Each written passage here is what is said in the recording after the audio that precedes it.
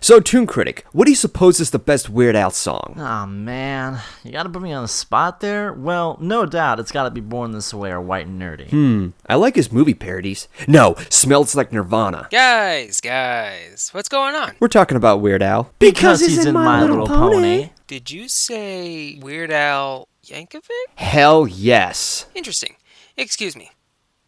Oh my freaking god, this is the greatest possible thing! I freaking love that guy! Oh, and Amish Paradise is his best. You mother...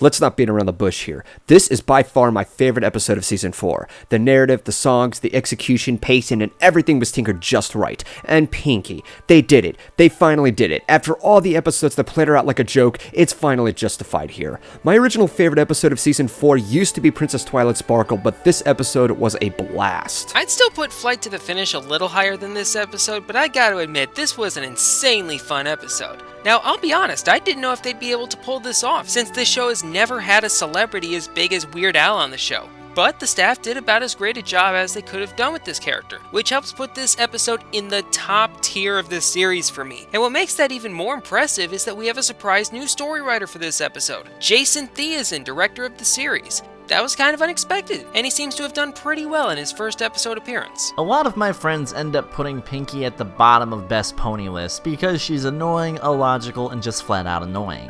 But then you have episodes like Pinkie Pride that come back to remind us, hey, Pinkie may be over the top, but there be a reason to her madness. In this episode, there is clearly something for everyone here. Fans young and old get what many would describe as a dream come true for someone as kid-friendly and eccentric as Weird Al to get a shot at being a freaking pony. The hype train, she was a-comin', and she certainly delivered. Fox, go ahead and take it away. Weird Al Yankovic voices Cheese Sandwich, a new character we're introduced to as the episode begins. Much like Pinkie Pie, he loves to make parties as he also has his own twitching sense. However, he does this while traveling place to place. As we're taken to Ponyville, we open up with one of the many songs played here. Every single day there's something new you can plan for. Every single day there's something wonderful to do. But nothing makes me happy like a day that I can say, today I planned a party and it's just for you. She planned my cute scenario, my dad made me, I won't lie. I demanded all the best, I suppose she passed the test. Is it weird that I really like Diamond Tiara's singing bit? Yes! Are you kidding me? Diamond Tiara has recently become my most hated character in the show thus far. It is bad, and you should feel bad for liking that pile of raw sewage's attempt to sing. Anyway, Pinkie plans to set a birthday party for Rainbow Dash, and on top of that, her anniversary of when she first arrived in Ponyville. In comes Cheese Sandwich, as his sense indicates where to go and set a new party. Coincidentally, it regards Rainbow Dash as well. Unfortunately, after his large introduction to the crowd, Pinkie gets overshadowed and then becomes competitive. I thought it was a little strange how the rest of Ponyville was so quick to side with Cheese Sandwich, almost as if they were waiting for someone else to start hosting the parties. Anyway. One of the great things about this episode is it doesn't just show Pinkie in her default over-caffeinated state. For the first time in what seems like forever, Pinkie seems like a real person. A really weird, really quirky, borderline insane person. But it's better than the gag factory that she's been relegated to for the better part of the season. It seems like Pinkie gets her best character development in episodes where she is the focus of the episode.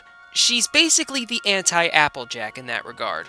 You couldn't have said it any better. They finally got Pinkie in the proper treatment for this episode. Yes, she's zany and she's over the top. She's an animaniac in the MLP universe, but she's also sympathetic, caring, and considerate with others. Let's keep her that way, staff. Ooh, you may or may not like what happens 2 episodes later then. Shh! You're going too ahead. Further in the story, what dives into Pinkie's conflict is basically herself. She feels she's outblown to the point where she may not be good at partying anymore, and thus her own actions get the best out of her. as the song emphasizes it. For all my life, all I've wanted to do was make my friends want to smile true. But maybe I was wrong, and Pinkie Pie shouldn't plan parties at all. There's always a time in our lives when someone you encounter is better than you in what you're passionate about. It clearly shows that with Pinkie. The obvious moral in the scenario is that you never compare yourself to others. Even in the lowest of self-doubt, you enjoy doing what you're good at, or at least passionate about, even if you're not the best at it. It's a message that we've all seen done before, but with the performance and the execution done in this musical, it's very forgivable. We see many pictures of the many events that happened in the past from the series, and thus she gains a lot of confidence. At this point, she challenges Cheese to a goof-off, a competition of who makes the most impressive silly performance, and Dash is the one to decide. A 3:10 to Yuma reference.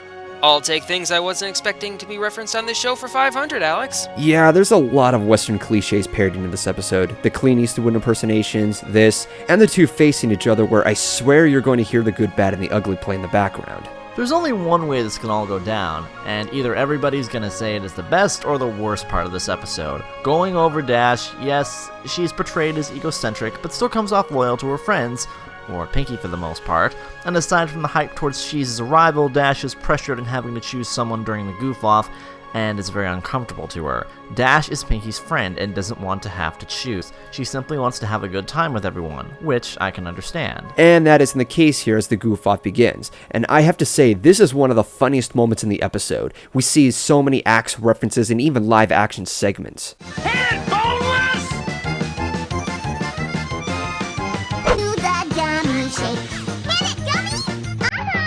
I can't say I'm too surprised that the show went live action briefly, because it seems like in nearly every Pinkie Pie episode, there's at least one out of nowhere, oh my god, I can't believe they actually just did that scene. Too Many Pinkie Pies had G3 face, A Friend Indeed had the felt scene. You know, I think we might actually have to come to the realization that Pinkie Pie might just be a weirdo. You think? It's pretty obvious when you think about it. And how can we not relate to that? I think deep down inside, I think we're all a bunch of weirdos. Hit that right tune, Crick. Yes, indeed, Mr. Fox. I graduated Whoops. There we go. See, you gotta be smart about this kind of stuff. Graduated mango cum laude at the University of Stupid, and I even have a degree in advanced what the fuckery. So I should know what I'm talking about. Yes, I do. Now, believe me, that was not a...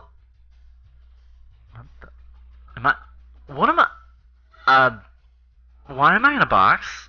What am I doing on the internet? The fuck if I know? Hey, did anyone else notice that we look nothing like our OCs? Yeah, I'm having a bit of a bad hair. Hey, get back to the review, will you? Okay, Jesus.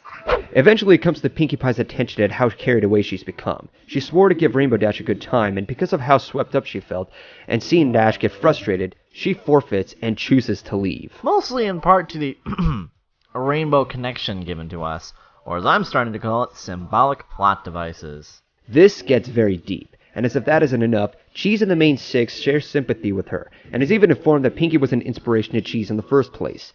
It would have been nice if Pinkie had been told that much sooner before this entire conflict was summoned in the first place. Then again, everyone was so swept under Cheese's performance that they were all distracted. And as the episode draws to a close, we get one hell of a party with a dance song, which our big night from Equestria Girls wanted to be. In addition, we ended on a strong note where Pinkie is given a rubber chicken from Cheese, as it's shown to be one of the symbolic keys. Well, who didn't see that coming? I didn't like the last part where Cheese gave Pinkie his rubber chicken, and then he promptly pulled out another rubber chicken, as if it didn't have any real meaning to him. If he wouldn't have pulled out the second boneless and he just spent the last scene talking to himself, I think it would have had a much more emotional impact. It would have felt like he gave Pinkie something from the heart. I did, however, like the fact that this episode wasn't afraid to go in a slightly darker direction, like during Pinkie's lament. Pinkie episodes have the tendency to take a slightly darker turn. See Party of One or Too Many Pinkie Pies. And I'm happy to see this episode continue the tradition. This proves that celebrity appearances aren't assuming to be likable characters. There still needs to be effort and passion for the character the celebrity voices.